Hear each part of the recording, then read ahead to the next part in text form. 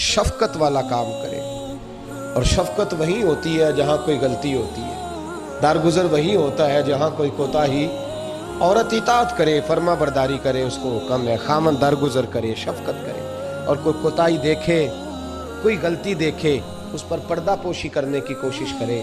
یاد رکھیں، اعلیٰ حضرت فاضل بریلوی رحمۃ اللہ علیہ فرماتے ہیں جو مردان خدا ہے، جو اللہ کے بندے جو مردان خدا ہے، فرمایا ان کا طریقہ تو یہ ہے کہ وہ اپنے گھر والوں کی بڑی بڑی غلطیاں معاف کرتے ہیں، بڑی بڑی کوتاہیاں، بڑی بڑی۔ حضرت ابو الحسن رحمۃ اللہ تعالیٰ علیہ، جناب ابو الحسن خرقانی بہت بڑے درویش صوفی گزرے، اور صاحب بصیرت اور زندہ اور بیدار مغز صوفی تھے، صرف ہو والے صوفی نہیں تھے۔ ان کو خبر ہی نہیں کہ معاشرے میں میں کھٹکتا ہوں دل عالم میں کانٹے کی طرح، اور تو فقط اللہ ہو اللہ ہو اللہ ہو۔ حضرت ابو الحسن خرقانی خانقاہ بھی آباد کرتے تھے، اور معاشرے میں کبھی ظلم ہوتا تھا تو بادشاہوں کا جا کے حقہ پانی بھی بند فرما دیا کرتے۔ بڑے بیدار مغز اور بیدار ذہن صوفی تھے۔ حضرت باجید بستامی رحمۃ اللہ علیہ کے سجادہ تھے، اور محمود غزنوی آپ کا مرید تھا، اب بہت صاحب بصیرت بادشاہ ہوا ہے، وہ آپ کا خدمت گزار تو حاضر ہوتا تھا۔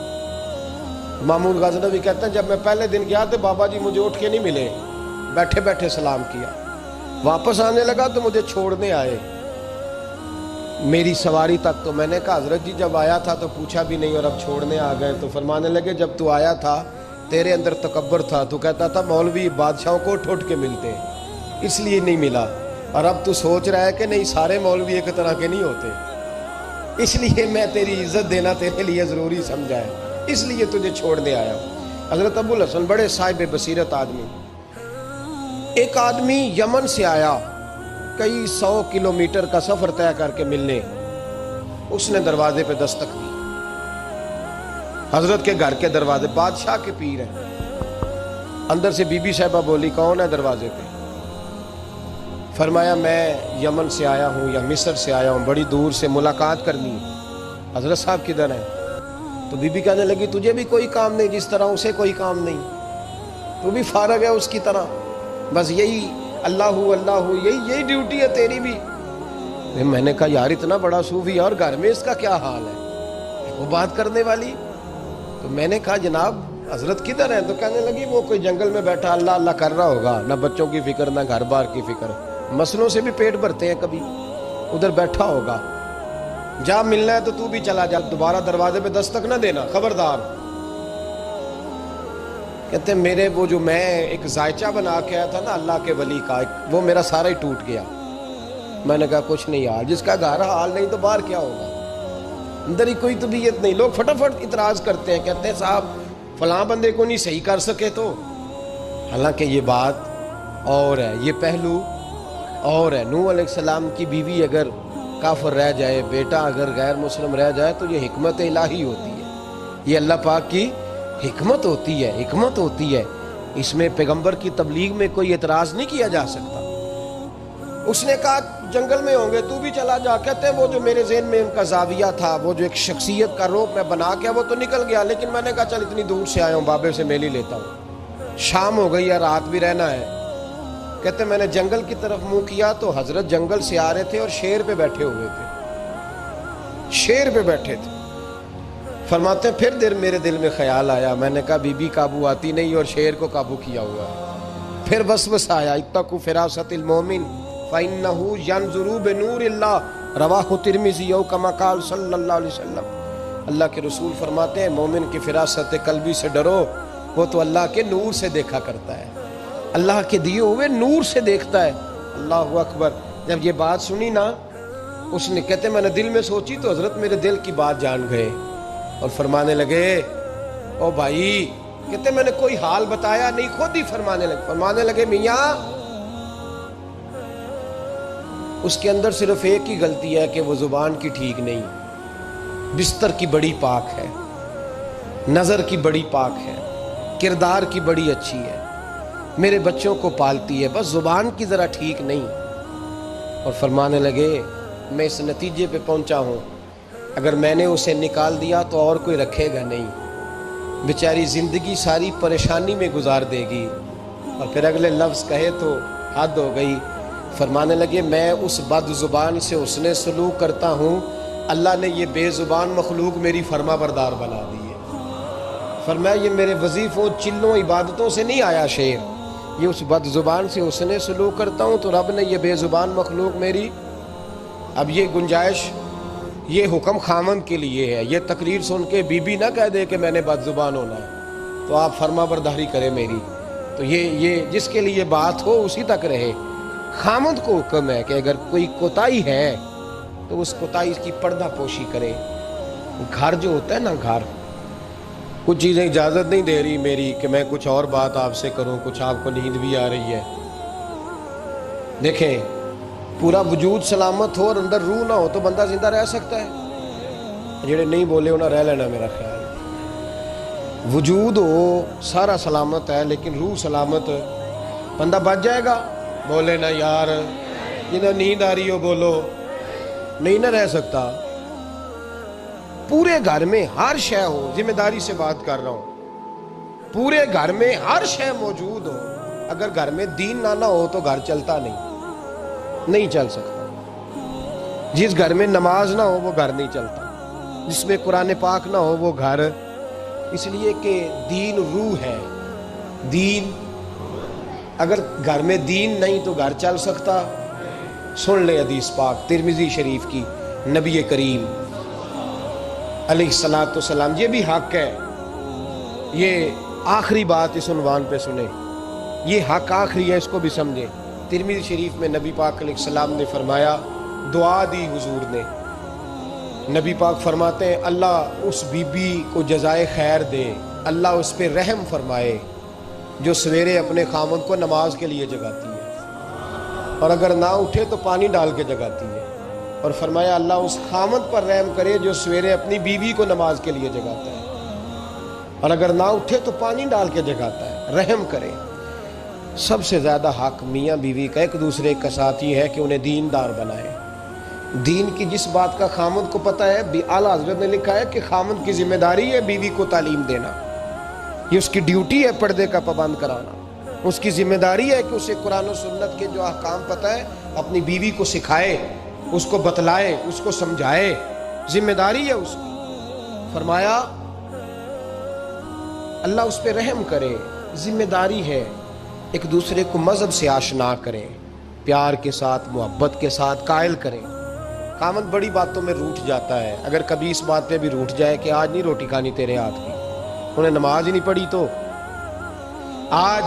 آج نہیں میں نے تیرے ساتھ کوئی بات کرنی اس لیے کہ تیری آواز گلی میں نے سنائی دی ہے مجھے، تو خامند کو چاہیے کہ اسے دینداری سکھائے۔ عورت کو بھی چاہیے کہ وہ کہے صاحب تھوڑی روٹی کھا لینی ہے لیکن مہربانی کریں حلال رزق لے کے آئیں، مجھے زیادہ کپڑوں کی ضرورت نہیں، میں پرانے پہ گزارا کر لوں گی لیکن میرے بچوں کے حلق سے ہرا نہیں گزرنا چاہیے کہ دینداری ایک دوسرے کو سکھائیں، ایک دوسرے کو۔ حضرت سلطان باہو کا نام تو سنا ہوگا آپ حضرات، الحمدللہ کافی لوگوں نے سنا ہوگا۔ حضرت سلطان باہو رحمۃ اللہ علیہ کے جو والد تھے ان کا نام تھا حضرت بازید، جاگیردار تھے، دنیا دار تھے، بہت بڑے مالدار تھے۔ فرماتے مذہب کی طرف میرا رجحان نہیں تھا، چوتھی شادی کی بی بی راستی کے ساتھ۔ بی بی صاحبہ بڑی نیک تھی، بی بی صاحبہ کہتی ہیں میرا دل کرتا تھا میرا خامد بھی نمازی ہو جائے، اور عام دنیا دار نہیں تھے، 7 جاگیروں کے مالک تھے۔ بڑا مشکل ہوتا ہے، پیران عظام کے آستانوں پہ غریب لوگ رہ گئے، جڑا 4 جماعتیں پڑھ جائے یا پیسے آ جائے انہوں نے تو کسی پیر دی لوڑ ہی کوئی نہیں، اور اگر بندہ مالدار ہو تو کئی پیر دے آپ مرید ہوندے نے، وہ کہتے ہیں مینوں آپ کنے پیر سلوٹ کر دیں۔ ایک صاحب نے میری ایک دفعہ افطاری کی تو کہنے لگے آپ کی افطاری ہے، اس جگہ ایک اجتماع سے میں نے بیان بھی کرنا تھا، تو واپسی پہ ان کے ہاں انہوں نے مجھے فوٹویں دکھانی شروع کر دی۔ اب یہ بھی ایک مسئلہ ہے نا، کیا کہتے ہیں اس کو، سیلفی جی، بڑے بڑے سیانے بندے ساری دیہڑی یہی کام کر دے رہے اور کم ہی کوئی نہیں سرے، تو وہ مجھے تصویریں دکھانے لگے، اے پیر صاحب دی بھی میں دعوت کیتی ہے، پیر صاحب دی بھی میں دعوت کیتی ہے، پیر صاحب دی بھی میں دعوت کیتی ہے، پیر صاحب دی بھی میں دعوت، 14-15 پیر مجھے گنوا دیے۔ تو کھانے تو بعد مینوں کہنے لگے کہ تسی دوبارہ کدوں آؤ گے؟ میں کہا جدو تسی 200 بندے نو میرا بھی نام دس لو گے ادو آ جاؤں گے۔ اب مالدار آدمی ہے نا. تو اب بعد میں مجھے ایک دفعہ انہوں نے فون کیا, میں کیا وہ بڑے بڑے پیراں دی لسٹ وچ میں اپنا نام نہیں شامل کرانا چاہتا. میں نے تو نہ چھوٹے چھوٹے چ رہن دے بھائی, ہم بچتے ہیں اس کام سے, بچتے ہیں ایسے آدمی سے. وہ کسی درویش نے کہا تھا, جس کی ہر بات میں پوشیدہ ہو نشتر کی چبھن, ایسے ہر صاحب احسان سے ڈر لگتا ہے. بچنا چاہیے. تو مالداروں کے تو آپ بڑے مرید ہوتے ہیں, کئی پیر حاضریاں دیتے پھرتے ہیں, کہیں مولوی دستے نگر ہوتے ہیں, معاذ اللہ. اللہ خودداری اور عزت نفس عطا کرے, آمین تو کہہ دیجئے. دینداری کے اللہ توفیق عطا فرمائے. تو بہت بڑے جاگیردار تھے حضرت سلطان باہو رحمۃ اللہ علیہ کے والد. بی بی شیبہ کہتی ہے نمازی بنانا تھا خاوند کو. کس کو؟ کس نے بولے, کس نے نمازی بنانا ہے؟ اور بیوی کو کس نے بنانا ہے؟ پکی گل نے نہیں. میں کونسلر صاحب نو میں کیا ماشاءاللہ جیت گئے ہو؟ کہندے ہاں جی. میں کہندے جی کوئی حکم ہوئے تو میں دسو. میں کہ حکم ہے کہ تسی اپنے ہلکے دے بندیاں دی ڈیوٹی لانی, کیڑا کیڑا نماز حاضری لانی ہے, کیڑا کیڑا نماز پڑھنا ہوندا تے کیڑا کیڑا نہیں ہوندا. کہنے لگے بڑے سیانے نکلے ہو, پہلا مینوں ہی وسیتے واڑ چھڑیا جی. میں جاؤں گا تے دوجیاں دی حاضری لاں گا نا. تو خاوند نمازی بنائے گا بیوی کو تو اس سے پہلے خود بنے گا تو بنائے گا نا جی. جی تو اگر خاوند کہہ دے تو پڑھیا کر, میرے پیچھے نہ لگی, کیونکہ جنی کو تو پڑھنی اونی میں پڑھنی ہے. تو میں آج میں ایک دوست کو کہہ رہا تھا, میں کہہ رہا تھا بچے وہ کام نہیں کرتے جو آپ کہتے ہیں. اور میں نے جمعے میں بھی کہا تھا بچے وہ کرتے ہیں جو ہمارا عمل دیکھ کے بچے چلتے ہیں, صرف بات پہ عمل نہیں کرتے. بی بی راستی کہتی ہے میں نے ٹھان لی کہ میں نے اس جگیردار کو, وڈیرے کو, اس موٹے بڑے چودھری کو میں نے نمازی بنانا اور بنا کے دکھانا ہے نمازی. بی بی صاحبہ کہتی ہیں کہ وہ جس خاتون کی بھی باری ہوتی تھی, 4 بیویاں ہوتی تھیں, وہ اس کا حق ادا کرتے تو بعد میں اپنی خوابگاہ میں جا کے آرام کرتے. ان کا جو خادم تھا ملازم, وہ رات کو دودھ کا پیالہ انہیں دینے جاتا تھا, سونے سے پہلے ان کے پاس دودھ کا پیالہ پہنچتا تھا. تو بی بی صاحبہ کہتی ہیں میں نے رات کو ملازم سے کہا دودھ دینے تو نہیں جائے گا, میں جاؤں گی. کہ میں آدھی رات کو دودھ کا پیالہ لے کے حاضر ہوئی. تو کیسے آئی؟ میں نے کہا بی بی ہوں, آ گئی ہوں, تو اب مہربانی کریں. میں نے کہا اگر اجازت دیں تو آپ کے پیر نہ دبا دوں. چل دبا دے. بی بی کہتی ہیں پیر دباتے دباتے میں نے کہا اگر اجازت دیں تو صبح نماز کے لیے جگا دوں. یہ نماز کی تبلیغ ہو رہی ہے. تو بابا جی پتہ کیا کہتے ہیں حضرت بازید, کہنے لگے تو مجھے جانتی نہیں, خبردار مجھے تبلیغ کرنے کی کوشش کی. اس گھر میں رہنا ہے تو سانس اونچا نہ لینا, پتہ ہے تو کس کے ساتھ بھی آئی, خبردار. کہتے میں چپ کر کے آ گئی. اگلے دن پھر دودھ لے کے پہنچ گئی تو انہوں نے آنکھ کھول کے دیکھا میری طرف, پھر آ گئی ہے. میں نے کہا میرے خاوند ہیں, میرے سر کے تاج ہیں, پیر دبا دوں؟ دبا دو. کہتے میں نے 10 منٹ پیر دبائے تو میں نے کہا اگر جان کی امان پاؤں تو فجر میں جگا دوں. میں نے جلال فرمایا. کہنے لگے تجھے کہا تھا نا کہ مجھے کسی کا مشورہ قبول نہیں, تو کون ہوتی ہے مجھے بات کرنے والی, چل دوڑ جا. بی بی صاحبہ کہتی ہیں میں 10 دن جاتی رہی. کتنے دن؟ انہوں نے سختی بھی کی, برا بھلا بھی کہا, اور کئی دن یہ بھی کہا کہ کل آئی تو پھر یاد رکھنا. کہتی ہیں 10ویں دن میں گئی تو حضرت بازید کہتے ہیں میرے دل میں خیال آیا یہ جان چھوڑنے والی نہیں, یہ باز نہیں آئے گی. اور چلو ہے بھی تو میری بیوی, غلط بات بھی کوئی نہیں کر رہی, کہہ بھی نماز کر رہی ہے. کہنے لگے اگر میں سویرے اٹھ جاؤں تو پھر دوبارہ تو نہیں آئے گی, تو دوبارہ تو نہیں آئے گی. یہ دیکھیں میاں بیوی کا آپس میں رشتہ. سویرے اگر میں اٹھ جاؤں نماز کے لیے تیرے کہنے پہ تو میری جان چھوڑ دے گی تو. بی بی صاحبہ کہنے لگی میں دوبارہ نہیں آؤں گی, آپ مہربانی کریں سویرے اٹھ جائیں. کہنے لگے چل تو میری بیوی ہے, ایک بار مان لیتا ہوں تیری بات, سویرے جگا دینا. بی بی راستی کہتی ہے میں پہلے سو کے اٹھا کرتی تھی, وہ رات میں سوئی نہیں. کہتی میں ساری رات رو کے گزار دی, ساری رات, اور بیدار رہ کے گزار دی. سویرے فجر کے وقت پانی گرم کیا, بغل میں مصلی لیا, خامد کو بیدار کیا, وضو کرایا, اور کہتی ہیں جب وہ اللہ اکبر کہہ کے سنتوں کی نیت باندھی تو میرے اس طرح آنسو گرے جیسے سیلاب آتا ہے اور دریا کا بند ٹوٹتا ہے. اور میں نے رو کے کہا مولا میرے اختیار میں یہیں تک تھا, میں مصلی پہ کھڑا کر سکتی ہوں, میں دل تو نہیں نہ بدل سکتی, وہ تیرے قبضے میں ہے, مقلب القلوب ہے, فضل کر اس کا دل بدل دے. فرماتی ہیں میں روتی رہی, 2 رکعتیں پڑھ کے میری طرف دیکھا تو فرضوں کی نیت باندھ لی، اور 2 فرض پڑھ کے پھر میری طرف دیکھا، کہنے لگے خبردار سویرے جگانے آئی تو۔ میں نے کہا جی نہیں جگاتی۔ میری طرف دیکھ کے کہنے لگے تو نہیں جگائے گی آج کے بعد میں تجھے نماز کے لیے جگایا کروں گا، میں تجھے جگاؤں گا۔ آپ فرمانے لگی وہ نمازی بن گئے، میں پہلے ہی نمازی تھی۔ جب ان 2 نمازیوں کا ملاپ ہوا تو اللہ نے سلطان باہو جیسا بیٹا عطا فرمایا، سلطان باہو جیسا بیٹا عطا فرمایا۔ میرے بھائی، میاں بیوی ایک دوسرے کو دیندار بنائیں گے، ایک دوسرے کو نمازی بنائیں، وہ ایک دوسرے پہ، اور کس طرح کا بڑا مشکل ہوتا ہے بیوی اپنے خامند کی تعریف کرے، مشکل ہوتی ہے۔ اعلیٰ حضرت فاضل بریلوی رحمت اللہ تعالی علیہ کی زوجہ، ان کا طریقہ یہ تھا کہ وہ اتنی شناسہ ہو گئی تھی، اعلیٰ حضرت لکھتے تھے تو وہ واقف ہو گئی تھی، وہ کتاب کا اعلیٰ حضرت فرماتے تو وہی کتاب اٹھا کے زوجہ لاتے۔ اس زمانے میں قلم بنتے تھے اپنے ہاتھوں سے، لوگ چھری لے کے اس کے ساتھ قلم بنایا کرتے تھے، تو قلم بنا کے سیاہی رکھتی، کاغذ رکھتی، کئی دفعہ ڈانٹ دیتے اعلیٰ حضرت، کئی دفعہ ڈانٹ دیتے، لیکن اماں جی سنتی۔ وقت وصال آیا تو ایک دن فرمانے لگے حامد رضا کی ماں، تو نے ساری زندگی مانگا کچھ نہیں، تو نے میری بڑی نوکری کی، میرے دین کے کاموں میں سب سے بڑی مددگار تو تھی، چل کچھ چیز مانگ لے۔ جب دین کے رشتے ہوتے ہیں تو پھر معاملے بھی دینداری کے طے ہوتے ہیں، کچھ مانگ لے۔ بڑا کچھ مانگ لیتی ہیں نا بیویاں، بڑا کچھ۔ اعلیٰ حضرت کی زوجہ کیا کہتی ہیں میں نے آپ کو صبح و شام دیکھا ہے، میں نے آپ کے دکھ سکھ دیکھے، خوشی غمی میں آپ کا رویہ دیکھا ہے، میں نے آپ کو ہمیشہ دیندار اور پرہیزگار پایا ہے، اگر مجھے کچھ دینا ہے تو ہاتھ اٹھا کے میری بخشش کی دعا کر دیں، اور اگر صبح قیامت مجھے ضرورت پڑی تو میری سفارش کر دیں گے۔ اعلیٰ حضرت رو پڑے، یہ دینداری کے رشتے ہیں، رو پڑے۔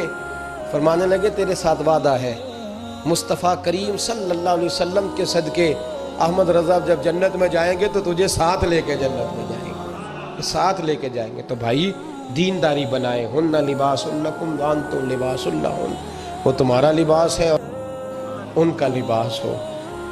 رمضان شریف آ رہا ہے، ارادہ کر لیں کہ تراویحیں ساری جماعت کے ساتھ پڑھنی ہے، پڑھیں گے انشاءاللہ تعالی۔ نوجوانوں سے میری گزارش ہے، جوان بچوں سے، ضروری کوئی مذہبی چیز آپ نے دیکھنی ہو، سننی سنانی ہو تو ٹھیک ہے، ورنہ رمضان میں موبائل استعمال نہ کریں، مہربانی فرمائیں، ارادہ کریں۔